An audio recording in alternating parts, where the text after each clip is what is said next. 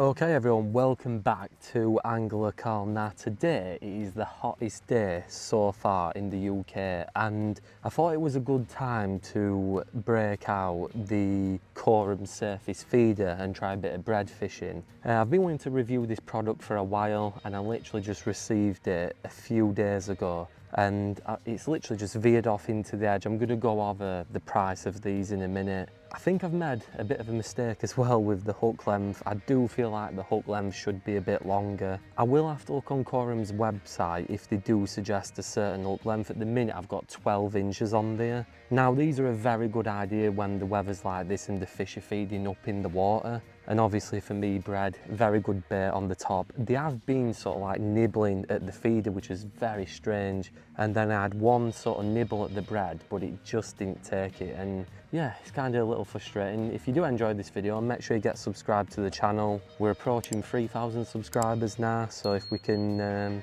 keep subscribing, get subscribed. If you are watching on a TV, pause this video, hit my picture, click on that and get subscribed to the channel. It's free of charge. It's just a way of staying up to date with what I post and the videos I do. So yeah, it's not going to cost you a penny. And I did think a fish had grabbed it then. So I'm going to reel this in and I'm going to show you people what this feeder is, how it works, and how it can probably benefit your fishing and maybe help you catch more fish when the weather is ridiculously hot like it is today. Right, so I have just checked the price of these and to be fair, they're not too bad. They are £4 and 9p. Now I did get two of these and you can get them in different colours. You can get them in the dark one, which I've got, or the orange one, which is sort of like a really bright colour. To me, I'm not a big fan of that one. I just think it might put the fish off, it might not look as natural. Obviously, yeah, you can see them easier, but if you're fishing sort of a small lake like I'm fishing today, you'll easily see it. I have just reeled it back a little bit, just right where this little bush is in the margin to see if they'll take it. And also I did look on the description and there's nothing about like sort of what size hook length you'd use with these. Like I mentioned, I've got 12-inch hook length on here and I just think they may be getting put off by the actual bomb itself. And if I did say feeder previously, I do apologise. These are called the Korum surface bomb. But for me, these are just very easy and they're very anti-tangle proof. How these feeders work, you've sort of got this little like rubber flap and it sort of has like two rubber notches and you'll fill it up with water and that basically adds as the weight. It's very clever design, it's really well made. I do see a little ripple right near that bush, so I'm hoping it'll just tempt him to take the bread. But I think this is going to be very difficult. So yeah, once you've filled it up with the water, you can sort of fill it up a little bit, you can fill it up a lot. It's up to you. Obviously, the more you fill it up, the more weight you'll have and the further it will cast. And then it'll sort of create like that bolt effect against it if the fish takes the bread. Now I have got it as free running and I've literally just got a Korum anti-tangle bead on there because I'm a big fan of them, and to be fair, it works really good. Now when you do fill it right up to the brim, it does actually sink, but the bread does stay on the surface. So I've probably got it at the minute about half full, but I'm just thinking that hook length is too short. I think it's just a bit too close to the actual bomb itself, and I think it might just be putting them off. I am going to try a smaller bit of bread because I've been ripping bigger chunks off, and then I'll cast out to the island and just let it drift across. My recommendation, I would say, just try different size hook lengths. Maybe go with 1 foot hook length at first and then 2 foot. It's just so it's keeping the bread away from the bomb. And then the hook, I've just literally got it on a speed stop. I just find it work best. I find it stays on better when you've got it on a speed stop. But yeah, this one's been out quite a while now. And as I've said, it's weird because they've nibbled at the feeder. They've sort of nibbled at the bread, but they've just not committed to taking the bread. So I'm going to try a few different things. Unfortunately, I can't tie any hook lengths here because I ain't got any line to tie a new one, which is a bit of a shame. But I think next time I bring this, I'll definitely do a bigger hook length, and I think that may sort the problem.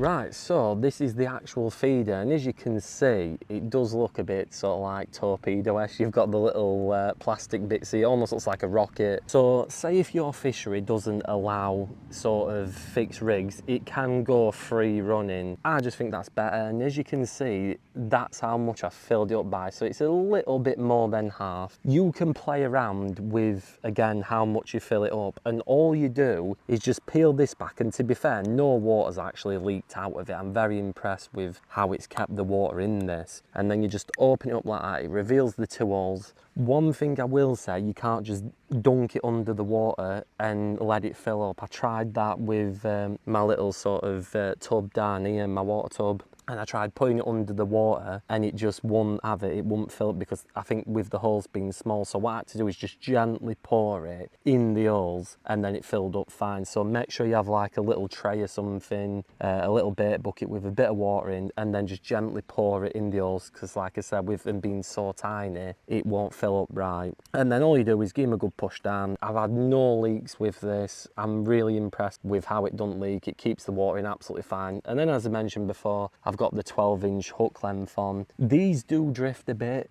If there is a bit of wind on or a tow on the lake, they will drift. And sometimes I don't think that's a bad thing, because it kind of looks natural like normal bread would. They are coming up for it, it's just getting them to take it. So I'm keeping my fingers crossed that it'll do that. Pretty clever idea. It's up to you what beads you put on it. Like I said, I just like the Korum anti-tangle ones, and that's what I have. And then obviously you've got like the little rubber stem there just to keep everything nice and neat. So yeah, I really do like this idea, and it does work very well. Right, so it's a bit tough today. I do like the feeder, to be honest with you. I think it's really good, and what's good about this is you could use things like maggots with it. You could float maggots, you could float sweet corn. The possibilities are endless with this surface bomb, and I really do like that. But I've literally just put the surface feeder right there in the edge of the margin in hopes that a fish takes it. I have seen some big fish just over that end. This surface bomb is really good, and I think, as I say, it's just a shame that the fish are not feeding very well. We haven't got any fish on it. I will always upload these videos even if I don't catch.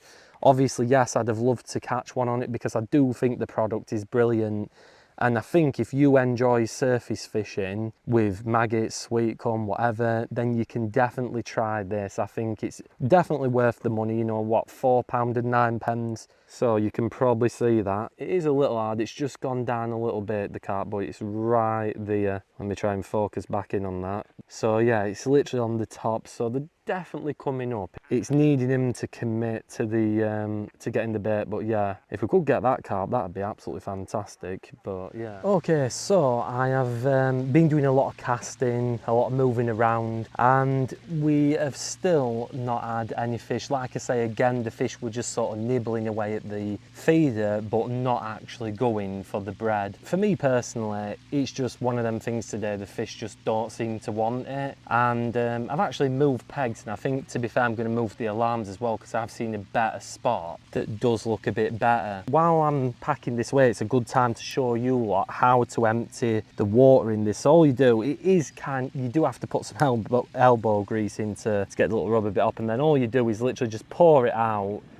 and then take the water out, and then it's literally empty, and you can cast it like that. Like I said, I do really like this, and I'm going to be doing a lot of videos sort of around this feeder. I will sort of improvise with hook lengths, and I'll probably watch to see if Korum have done a video on this. But let me know if you've got this, people, and also let me know what size hook length that you use, because I would be dead interested to see what sort of hook length that you lot use with this feeder. But as I say, it's a good product, it's worth the money, and I think on the right day when the fish are having it, I think it can be a very good bit of kit. As well, another thing I did think is I'd basically like to swim up in the water, so maybe if you had a couple of maggots and then fish this on the surface, maybe you'd catch loads of them on the surface. So again, that is something that I think this will be very good at doing. I always keep it real on this channel. It don't mean that this product is bad at all just because we didn't catch. Yeah, so there's a load of products that I review that I don't always catch on. Does it mean it's a bad one? No, it doesn't. It's a very clever idea. I didn't find I got any tangles as well. That was one thing I was impressed with. I found that when I casted it, as long as I stopped the spool with my hand, that I didn't get any tangles. So that is one good thing, which is always nice, because let's be honest, you don't want any tangles. That is one important thing. Apart from that, like I said, I've not really got